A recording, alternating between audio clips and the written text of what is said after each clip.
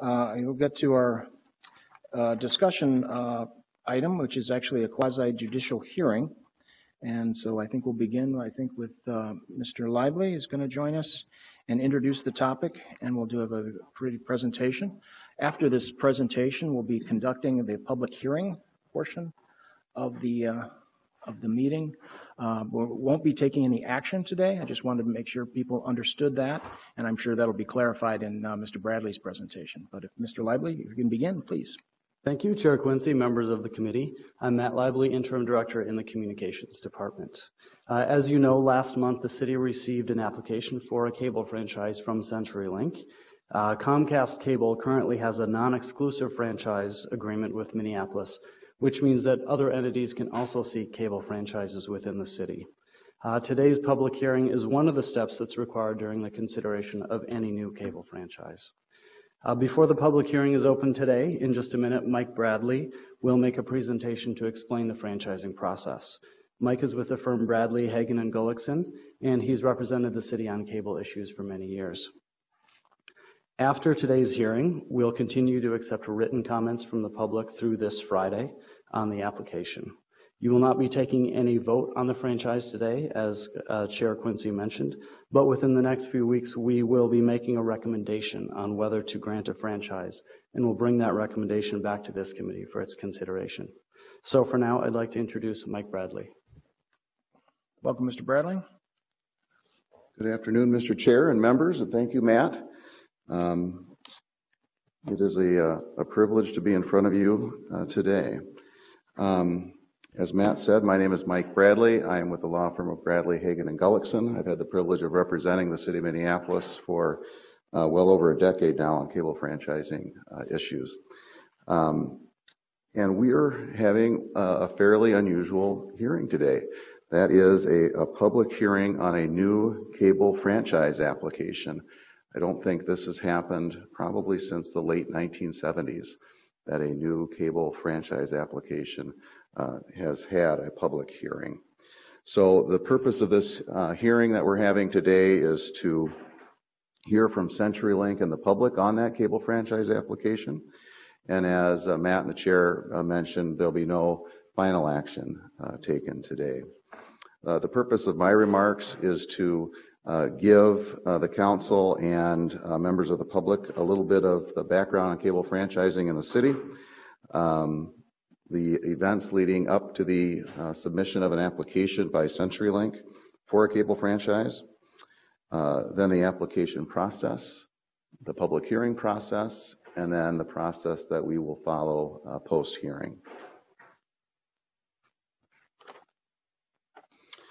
So just very briefly on the cable history of the city of Minneapolis, and this is very brief. I think I could do several hours of cable franchising history in Minneapolis, but very briefly, Comcast is the franchise cable operator here in the city, and that cable franchise gives them the privilege of using the public rights of way throughout the city in order to provide cable services to the residents of the city.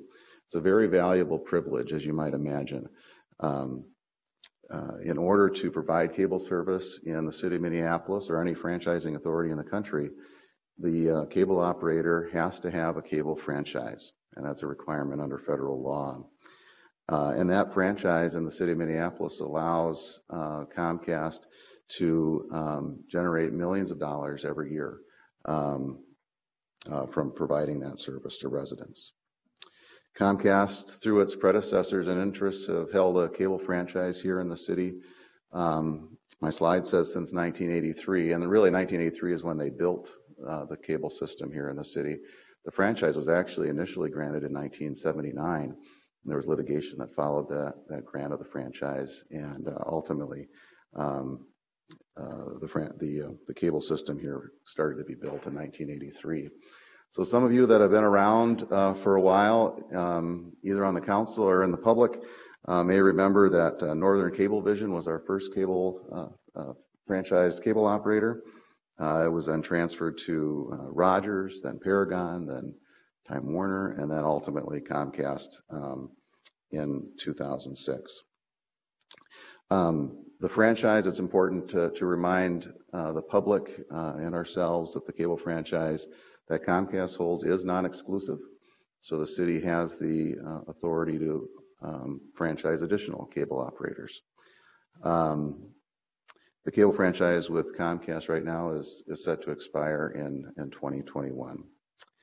As far as competition in cable or in the provision of television services in the city, Comcast has had competition from satellite providers like DirecTV and Dish Network, as well as over-the-air broadcasters, and then more recently over-the-top providers such as Netflix and Amazon. But since 1979, there has been no wireline competition here in the city of Minneapolis. Turning then to what is bringing us here today, you'll recall back in the summer of 2014, CenturyLink announced plans to provide 1 gig internet service in the Twin Cities, particularly the city of Minneapolis. And then in December of 2014, CenturyLink approached city staff and indicated that they were ready to apply for a cable franchise here. Once that happened,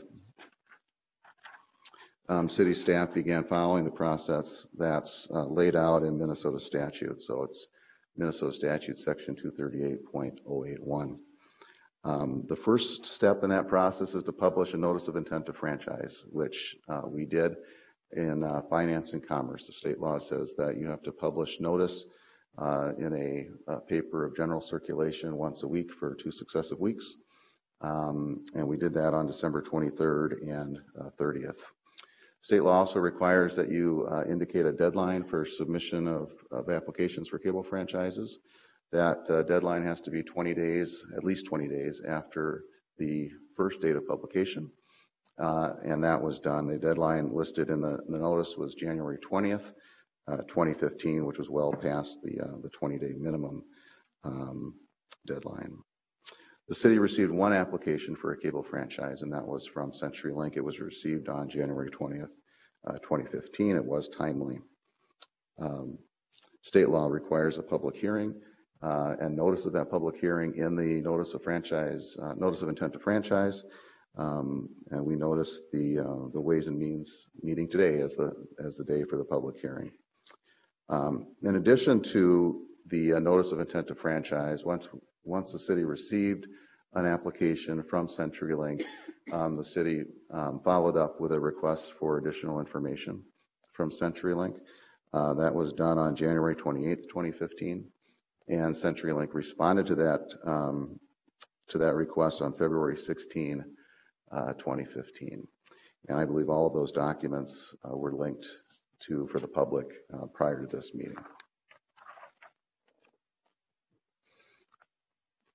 There's several application requirements under state law, and I'm going to go through them, most of them fairly quickly. I'm going to highlight one in particular that I think we'll probably get more testimony on and more questions on as we go through the process. The application needs to have indicate the plans for channel capacity by the new applicant, indicate what channels are going to be provided on the system, describe the proposed system design and planned operation of the cable system, and provide the terms and conditions under which particular service is to be provided to governmental and educational institutions.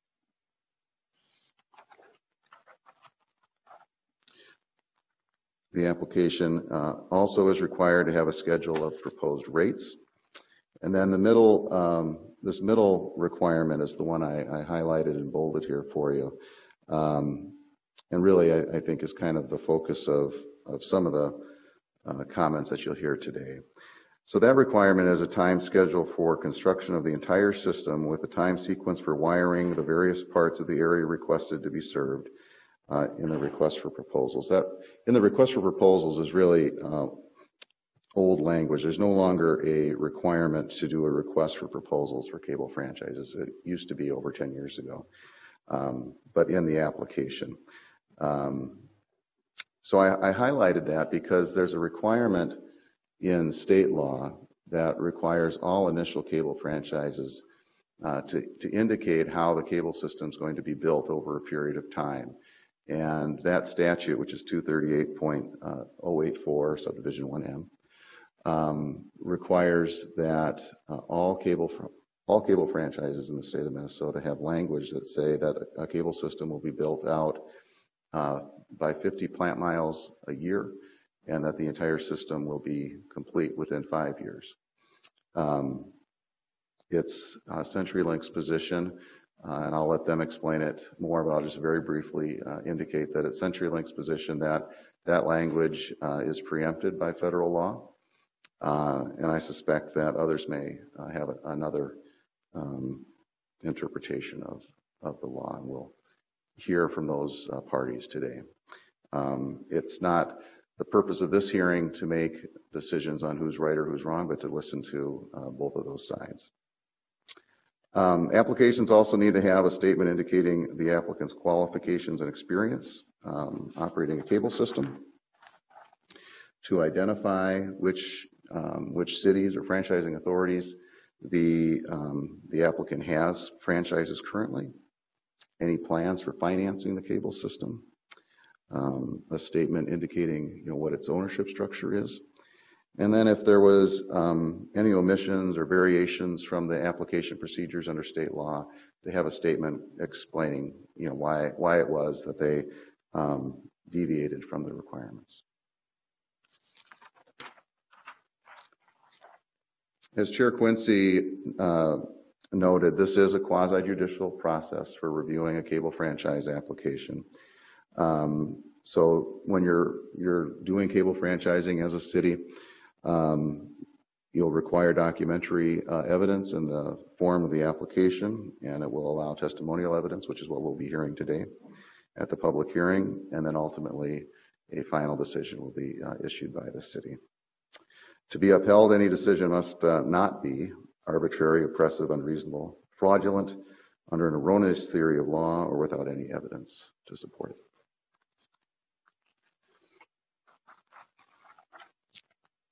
And I know you're all familiar with your role as policymakers in quasi-judicial matters, but so the public understands what your role is in reviewing this application.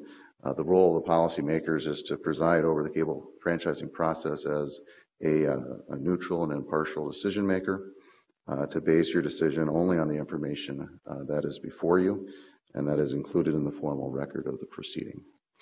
Any decisions will include factual findings and the reasons that support your decision based on the record. So turning to the public hearing process then today, the committee should accept written materials into the record, which would be currently the franchise application and CenturyLink's response to the city's information request. CenturyLink then will do a presentation on their application. Then the public will be invited to comment on the application as well, and that will include the current cable franchised operator, Comcast. We're recommending that the record be held open, or the public hearing be held open until Friday, February 27th at 5 o'clock to allow for additional written comments by the public.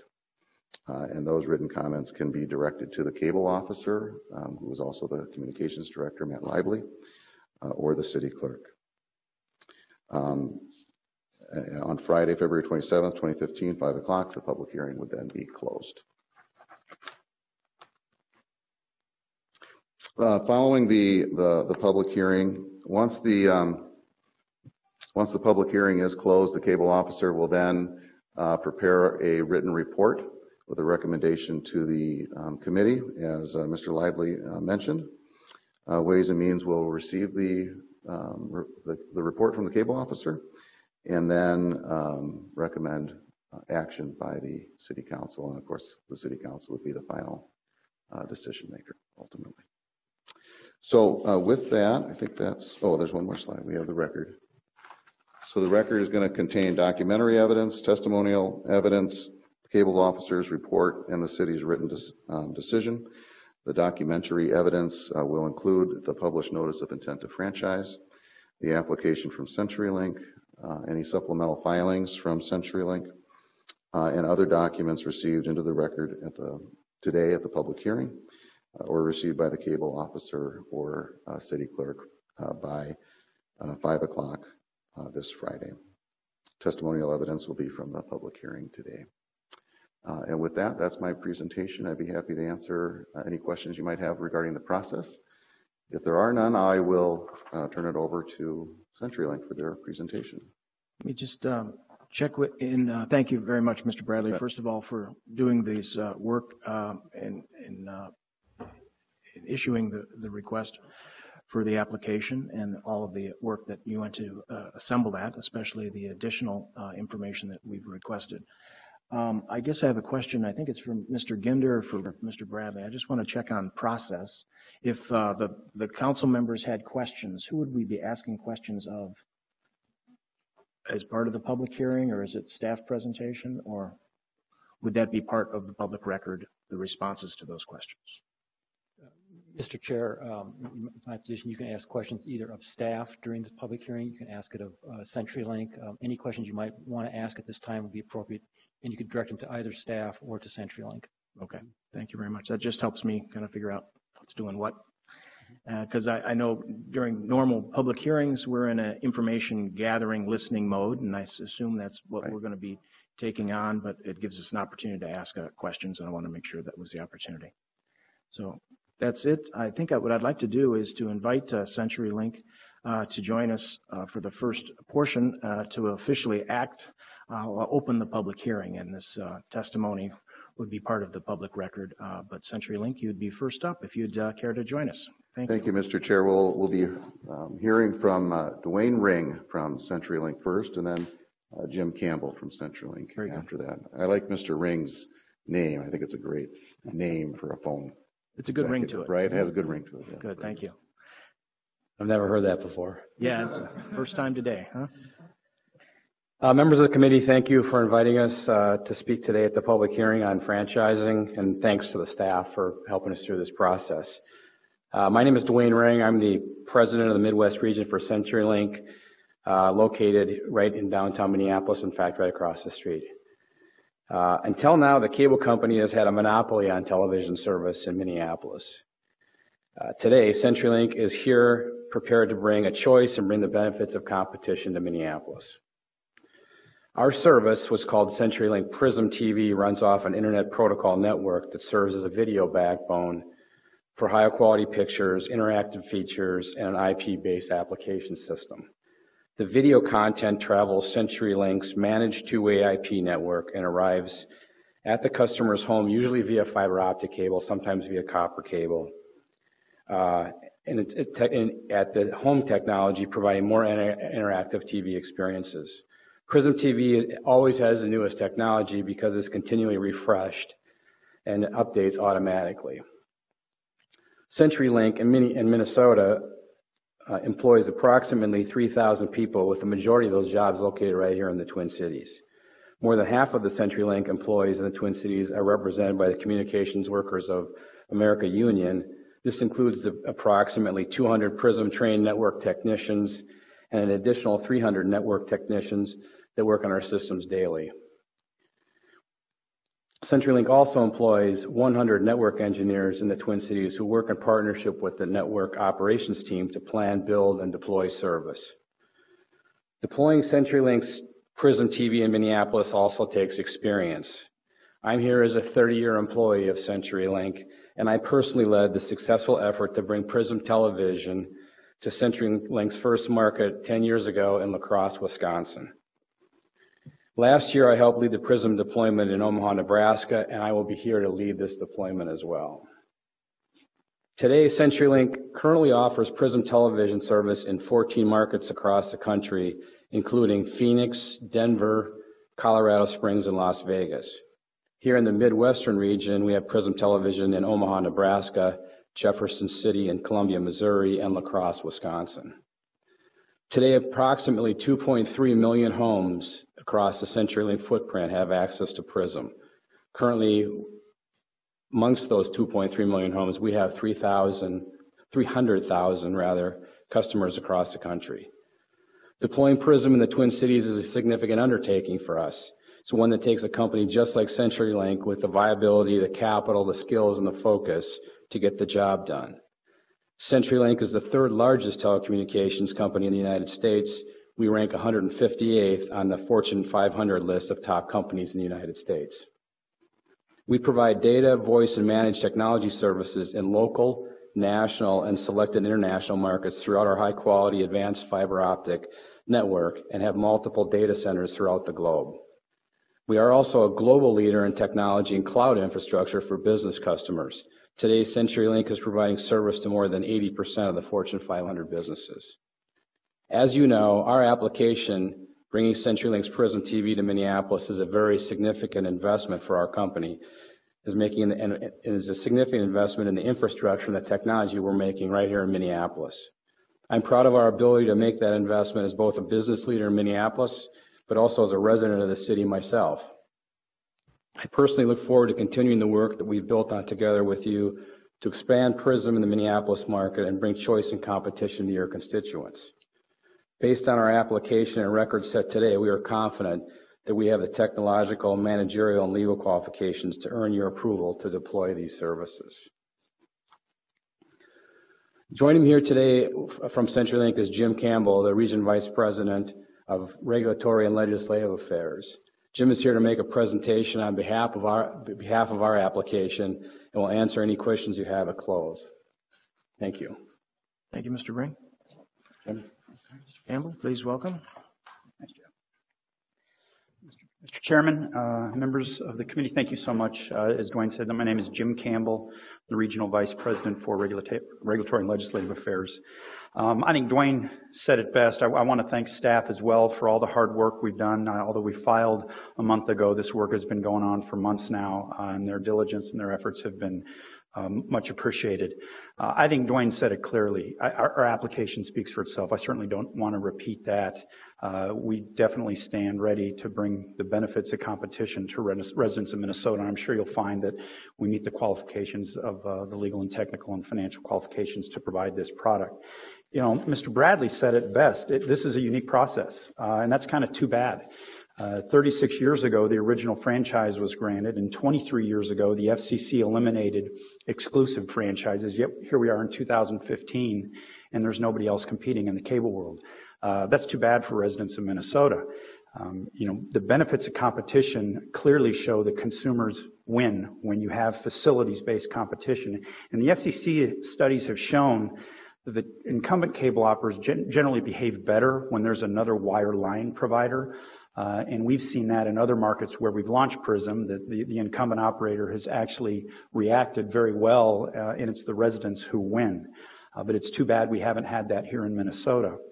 Compare that to other industries. You look at the internet, which up until this Thursday has been unregulated. I think the FCC is coming out with an order Thursday. We'll see what that says. But the internet has exploded without any regulation. You probably have 40 or 50 providers here in the Twin Cities providing internet service. You look at telecommunications, our original industry where we too were the incumbent monopoly. They broke our networks up and made them available to competitors in 1996. The competitors had no ubiquitous build requirements, and we now are down to 24% market share. And I would imagine that the incumbent cable operator is actually a bigger voice provider here in Minneapolis than we are. And again, that's without any ubiquitous build requirements.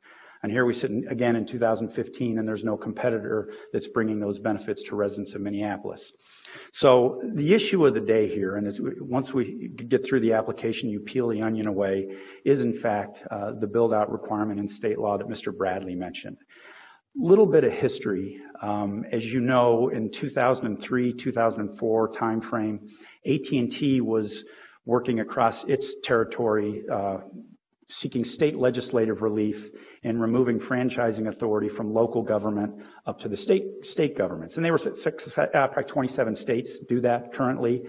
That's not the case here in Minnesota. As Mr. Bradley said, you still are the stewards of the market for the video, in the video marketplace. But the FCC looked at competition where there were statewide franchising and versus those where there was still local regulation. And they became a little bit concerned that competition was not flourishing in markets like Minneapolis, like Denver, where the local market still held the regulatory control. So they kind of took a look at that and said, why is that? And the first issue they found was the timing. The state franchises, you get a little bit quicker. It takes a little bit longer at the local level. And the other thing they found was that a lot of times the local government, at the behest of the incumbent, was requiring a full build-out requirement. And they said, that just seems to be a barrier to entry because no second entrant would ever agree to that. And so they came out with an order in 2007. It basically said, we're not going to touch the state laws in those states that have statewide franchising, but we want to provide local government some guidelines as to what is and is not a barrier to entry. And one of the things they found was requiring a ubiquitous build within a short period of time is in fact a barrier to entry for a second entrant. I think the facts prove it out here in Minneapolis because there is no second entrant.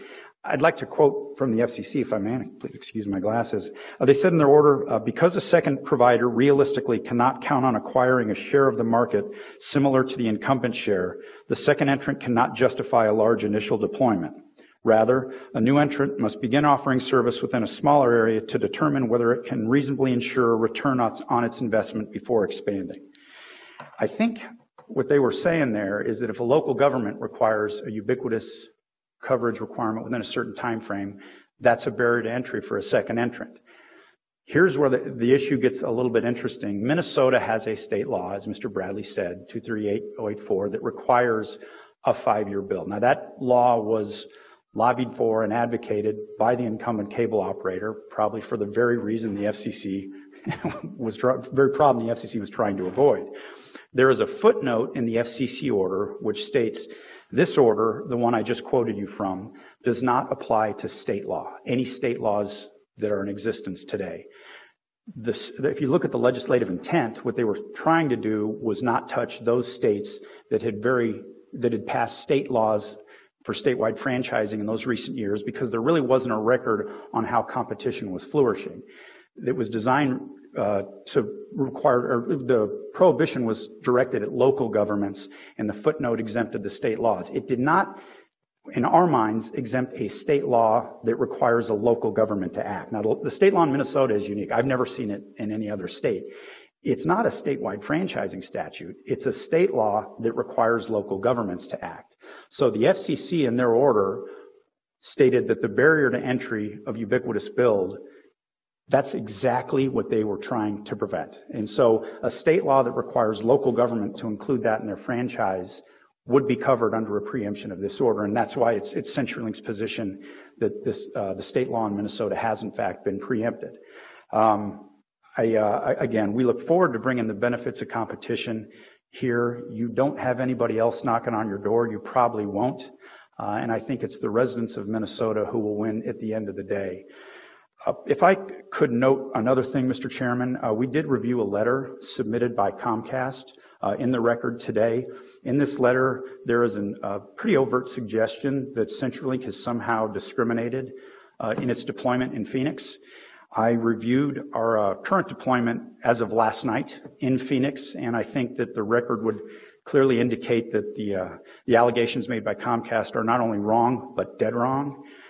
So I understand Comcast tactics. They're going to throw enough grenades into this process to see what explodes in the hope that they can impede or delay as long as possible our entry into the market. I get that. We played this game in many other markets. It's an interesting tactic given the fact that they're on their way out of this market. But I would make a request of this committee, 2 requests. One, that if Comcast speaks today at this hearing, that you ask them to provide a shred of evidence that we have ever discriminated, because this is a quasi-judicial hearing, and bringing that allegation is irresponsible at best and probably fraudulent. And 2, and we've dealt with them in many other markets, so I assume you'll get no evidence. If that's the case, then I would ask that they formally retract that statement from the record and issue a public apology. So with that, I stand to answer any questions you have. Thank you. Thanks very much, Mr. Campbell. Before we get into hearing from others, we'll invite council members to ask any questions of staff or CenturyLink. So Council Vice President Glidden, please. Thanks, Mr. Chair. And I had wondered how you wanted to handle this, because I do have some questions. And I also, one of our colleagues who is on this committee was unable to attend because he is ill, and he also submitted some questions, and I'm sure others are happy to help ask those. So let me first ask this question. I will say that it's really interesting to hear the data about how long it's been since there's been an second applicant since the 1970s. So that certainly says something, I guess, about the framework for allowing that competition. And I personally am really excited about the opportunity for competition. But there's some items in your application where I was confused on why information wasn't provided. One of the most basic questions I guess I'll ask is, and it is in the follow-up questions that were submitted to CenturyLink, there is a question about where would be your kind of first line of coverage. And there's some information where you say you would cover 30% of the city once a franchise was awarded, but you have not provided any map, you have not provided any general description of where that coverage would be. And I would like to understand why not, and I would like to see that information. Councilwoman, that's perfectly acceptable. We actually do have maps showing our initial coverage. We've showed them. I think a couple members of council have seen them. We would be happy to meet with all of you and show you what that looks like. The reason it's not included here is because it's competitively sensitive information. Obviously, our competitors would love to get their hands on that map, but we would be happy to show you ward by ward our deployment, the initial coverage deployment. We'd be happy to meet with you and do that. Okay. And well, I guess I will say I appreciate that offer because we are in this quasi-judicial context. I'm not sure exactly how that works. And I think part of the concern too is that not only council members can review the information, but our staff and others, because I know there is a mechanism where sometimes you submit information but identify that it is confidential so that our lawyers and others can review it, or there, I guess, is a question too whether it really should have that classification as confidential. I guess you're saying is beyond trade secret. It's something beyond trade secret. So that's where I feel like we're in a bit of a conundrum here. And I guess I'll ask the advice of our lawyers after this hearing whether I can see that information at this point in time. I just want to be careful again because we're in this quasi-judicial context. But I'll say that it's a concern that information isn't submitted. A second question that I had was about your designs for building out beyond 30%. And I do understand, probably you want to repeat this in your answer, that there's a dispute here with questions of preemption, and you talked about this ubiquitous requirement for building out within a certain time frame. But even like taking that out of the mix, Sure. I mean, we don't have an understanding of what would be your goals to build out through the city or how the city would be better covered.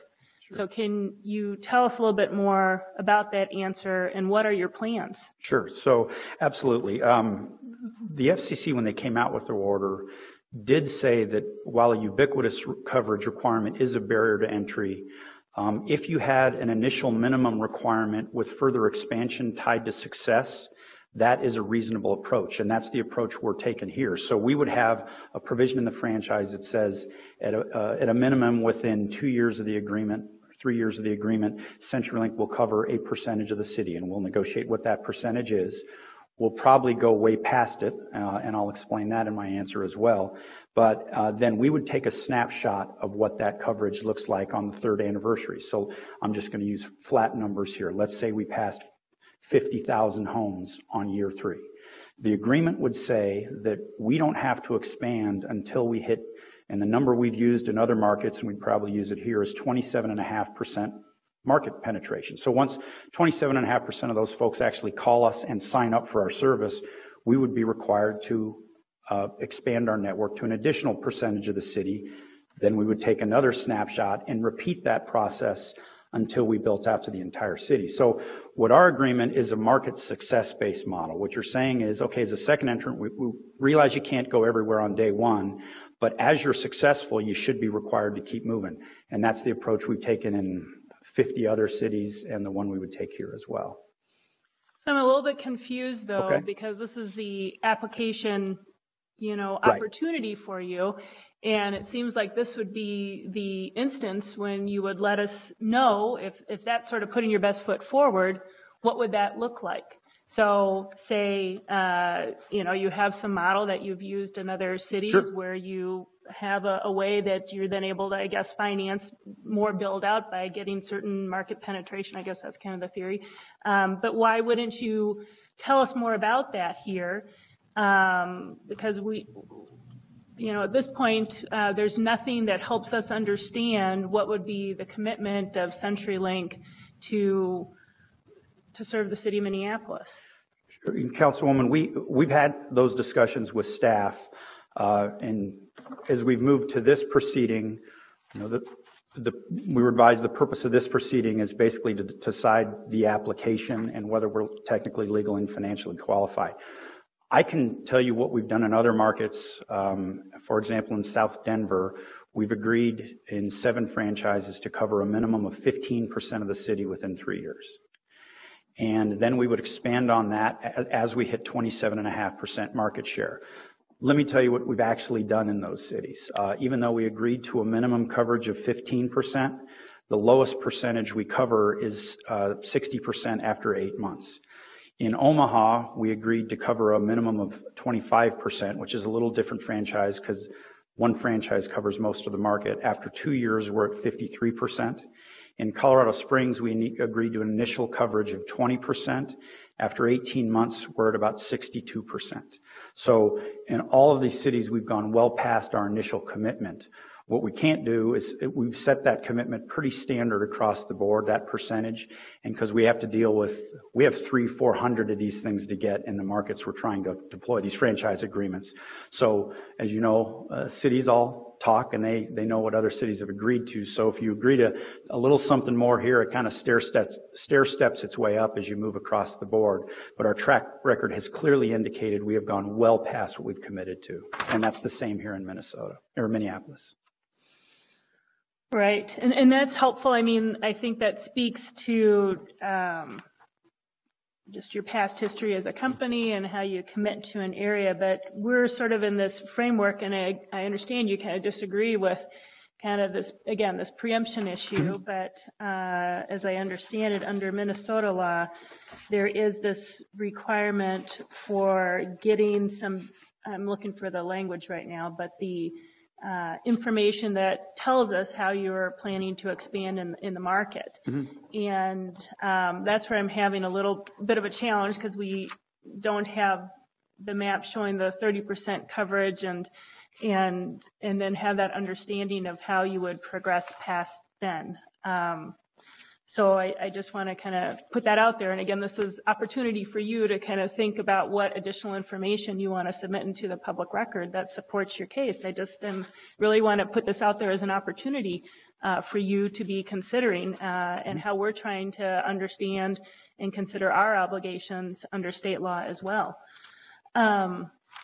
I wanted to maybe read some of these questions from my colleague, Councilmember Andrew Johnson, who wasn't able to join us today because he had some pretty particular questions. And so if I may, Mr. Chair, let's see. He says that on page 18 of your response, item number 28, it says, he is saying CenturyLink says that the initial deployment will be to 30% of households in Minneapolis. How much of the initial deployment will actually be fiber to the home versus existing DSL to the home? In other words, are they actually investing heavily in building out new infrastructure as is marketed by running highly coveted fiber to many homes, or is primarily flipping the switch, is what he says, on existing infrastructure to turn on TV access and perhaps running fiber to nodes that don't already have it? Does that make sense? That does make sense. I'll see if I can answer it. I think the answer to all the questions is yes, other than the fact that it really isn't flipping a switch. We will be deploying video services heavily via fiber to the home in the first deployment, but we also have what's called fiber to the node, and I think that's what he referred to as DSL deployment that we will be investing in as well. That's where you can get speeds up to 40 meg over the copper wires if you live within 4,000 feet. That is another method by which we will do that. So we will be deploying substantially using both of those technologies, but the initial deployment is what we're working on now, and the gigabit announcement is largely fiber to the home. And then he has another question that says on page 12 of your response, which I guess is also response number 12, says that you say that there will be no difference in quality of the video from customer to customer. Could you please describe how this is the case when providing IP television access, IP television across two different network infrastructures to the home, fiber and DSL? I apologize. I'm not. That's all right. No. So you need to have a minimum of about 25 megabits of speed to be able to provide full HD quality video signal. Since both our fiber to the node and our fiber to the home gets us well above that, there is no difference to either customer as to what our video product look like. It's a fully digital product. So there's enough bandwidth using both of those technologies that it's seamless to the customer. They won't know whether they're fiber to the home or fiber to the node. The biggest issue there is internet speeds, but at a minimum, the internet speeds will be 25 meg up to a gig, so plenty of bandwidth. Does that answer the question? I think so. Okay.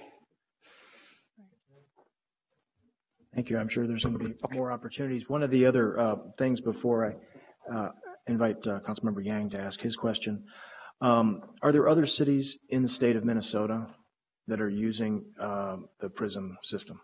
No, currently we have no other franchises in the Twin Cities area. We're working with cable commissions in the Twin Cities across the metro area to try and get the same authority to go in and compete. Right. And as we're considering the build-out issues within the city of Minneapolis, obviously Minneapolis is not the only city that you seek to do business in. Mm-hmm. Will include St. Paul, but all the neighboring communities. As you seek individual franchises with those other neighboring communities, would we be granting our franchise authority, for example, if that were to come to pass in Minneapolis at the expense of, say, Richfield asks you to do the same thing? Would their deployment build-out be in conflict with each other? Or no. Would it have to be no, we're seeking all these franchises at the same time. You know, our investment, as Dwayne said, is metro-wide. And I would point out, Mr. Chair, that there are, the city of Owatonna granted a competitive franchise that did not require build-out. I think the company was called Jaguar. So there is precedence in Minnesota where other cities have said. I thought that there was other cities, but they weren't CenturyLink. That's correct. There are other cities that have said, we don't think that. In fact, Owatonna City, when City Council deliberated, I believe they actually quoted the FCC order and said, that's a barrier to entry. So there are other franchises where other cities have said, we don't think the state law applies anymore. Thank you. Councilmember Yang, please. Thank you, Mr. Chair. I wanted to thank Council Vice President Glidden for actually asking the questions from Councilmember Johnson, because it was all like French to me. I just didn't understand most of it. So thank you.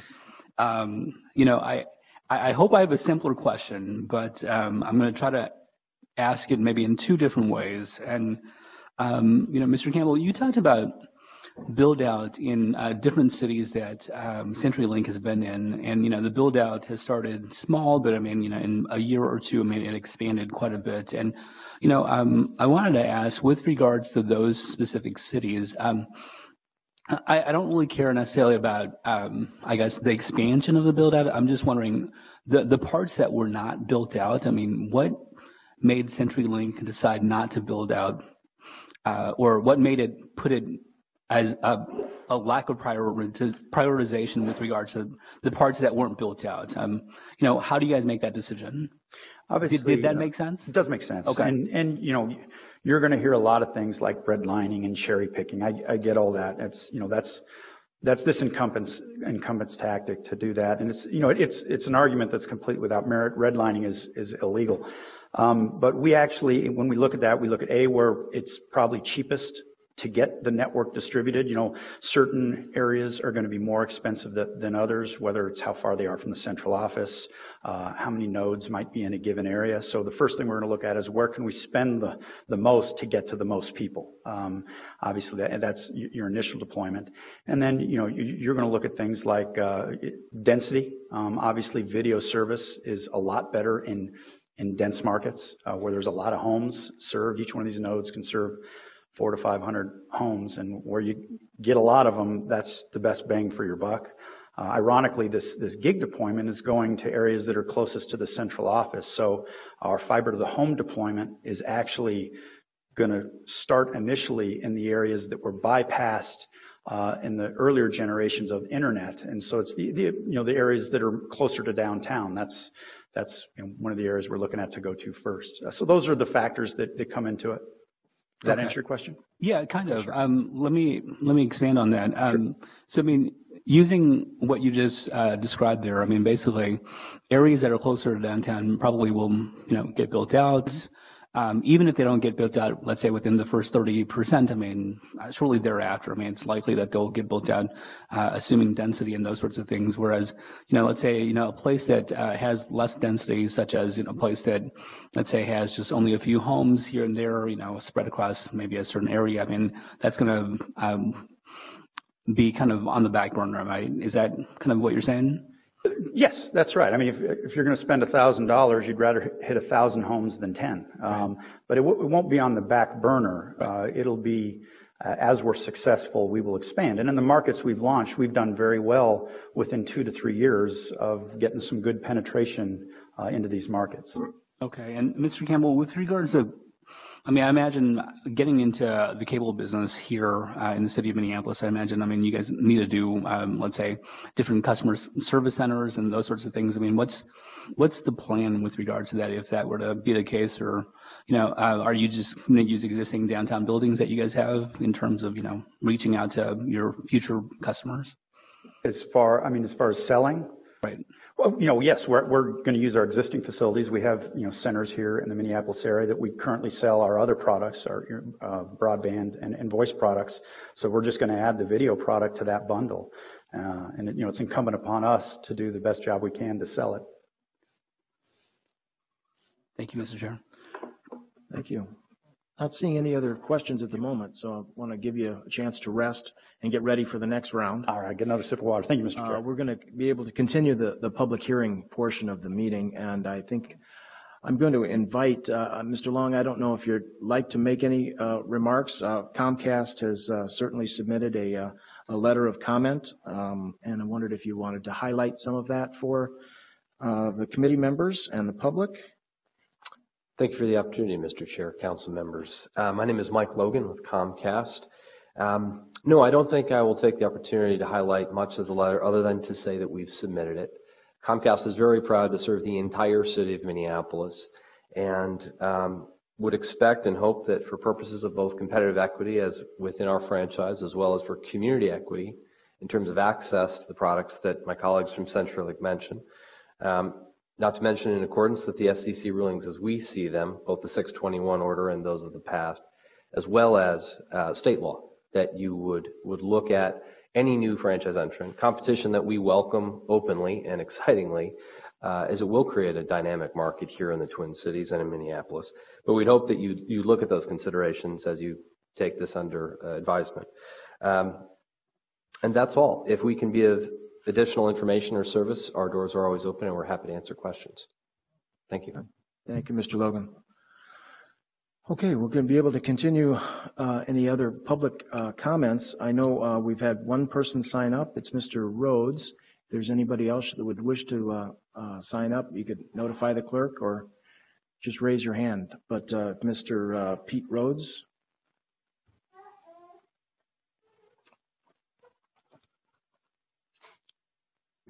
Good afternoon, committee, esteemed members. My name is Pete Rhodes. I live at 2214 Blaisdell Avenue in Minneapolis. I'm here today not to object to the competition, but to request fair and equitable distribution of any new cable franchise granted in Minneapolis as required by state statute 23.08 subdivision 1B of the franchise requirement at this point. I believe adherence to these conditions are important for the communities I serve and to my company and for cable franchise licenses granted in Minneapolis. My company, BMA, for a little background, is a pioneer in delivering cultural specific music, entertainment, local news, exclusive features through partnerships with our minority media partners, businesses, civic, social, and religious organizations since 1984. We were around at the time of the initial cable franchise agreement, and a lot of your previous colleagues over a generation ago, for some of you, were here, and I stood in front of them and presented my need and my offer to provide this most important service. Our 24-hour cable channel is distributed currently on Comcast Channel 937, reaching all 500,000 subscribers through their entire service footprint. Today, in terms of this demographic that I serve, 65% of African Americans and other diverse community television viewing is spent on cable. As the gentleman pointed out earlier, this is a very valuable privilege. Also, African Americans deliver about 20% of all cable viewing in prime time. So they use the services of cable systems more than any given ethnic group in viewing on options for cable. This is my audience. And if any new cable franchise is not mandated to cover the entire market, it places an economic disadvantage to my community and the service I provide. Unfair and equitable service distribution, as prescribed in the state statute, impacts already underserved, and if they don't do that, it'll impact already underserved communities against competitive price opportunities, broadband services, cultural-specific programming, and it would also have the potential of taking away audiences developed over the years, hard fought, I may add, by my company, BMA Networks. In closing, I want to submit a letter from one of our partners, Pastor Billy G. Russell, the president of the 10,000-member Minnesota Baptist Convention. Finally, I would like to support cable competition. I want that to be known. It's good for our consumers and for the minority communities as long as it provides minority business and programming opportunities and a fair and equitable distribution of services as required. I'll enter that letter with the clerk, and I'm available for any questions in regards to my service and how I feel moving forward. Thank you very much, Mr. Rhodes, for your comments. Is there additional comments from the public? If anyone? There's one there. Sorry.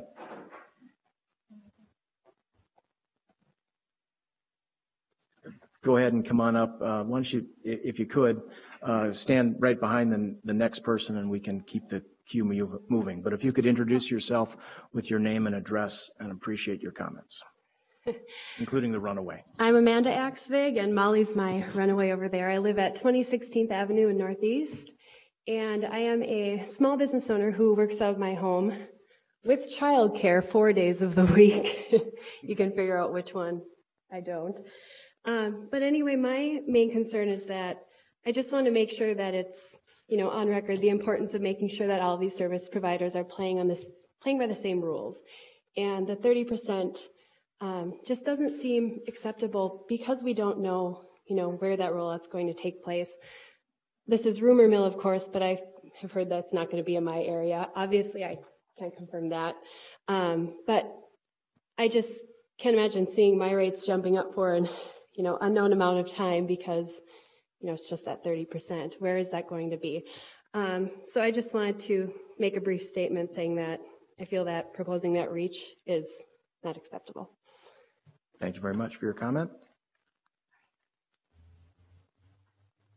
Sir, again, your name and address, please.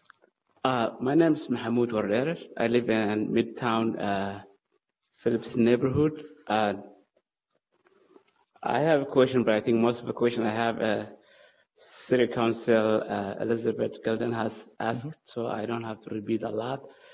We just have a same question about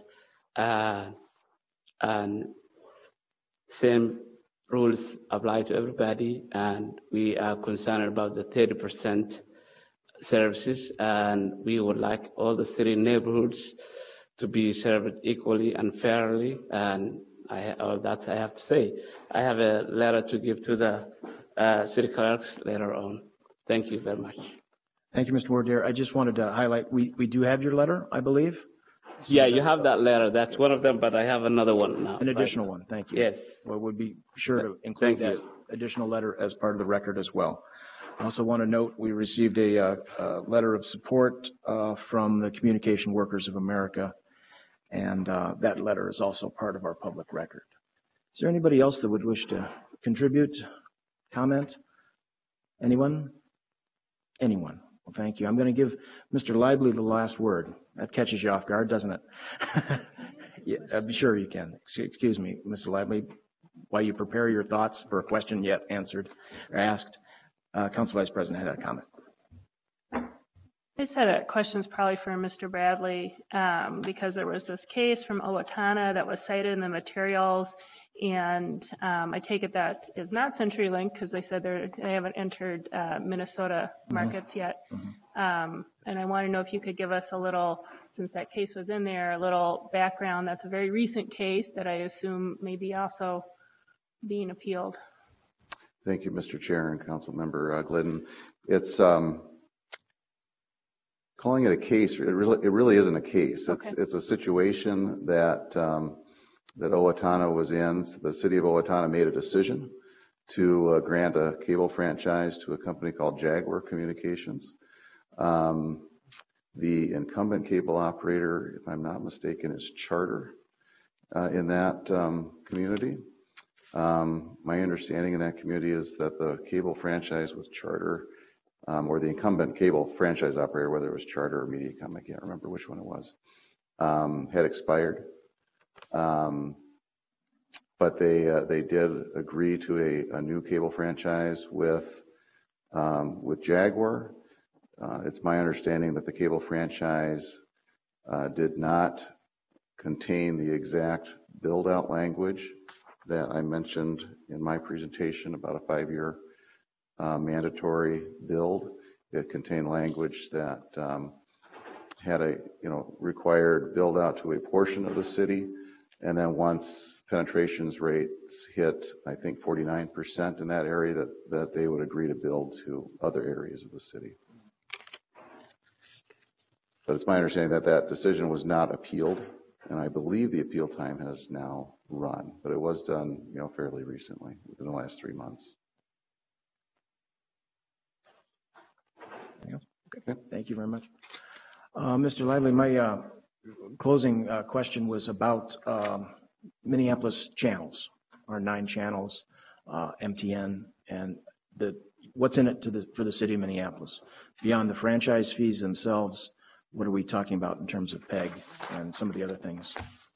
Chair Quincy, anything that would be written into a second franchise within Minneapolis with any cable company would include the same provisions around public education and government television as we have with the incumbent provider.